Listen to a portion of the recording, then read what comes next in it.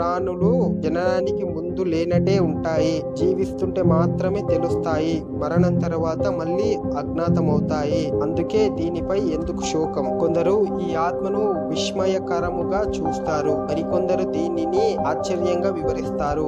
ఇంకొందరు ఆశ్చర్యమని వింటారు. కానీ విన్న వారిలో కొంతమంది ఆత్మ యొక్క గాఢతను అర్థం చేసుకోలేరు. ఓ అర్జున, ఈ శరీరంలో నివసించే ఆత్మకు మరణం లేదు. కాబట్టి ఏ జీవి గురించైనా నీవు దుఃఖించకూడదు. అంతేకాదు అర్జున, నీ క్షత్రియ ధర్మాన్ని అనుసరించి స్థిరంగా ఉండాలి. ధర్మం కోసం యుద్ధం చేయటం క్షత్రియుని అత్యంత పవిత్రమైన పని. ఓ పార్థ, ధర్మరక్షణకు ఈ విధమైన యుద్ధావకాశాలు కోరకుండానే లభించటం క్షత్రియులకు మహా అదృష్టం.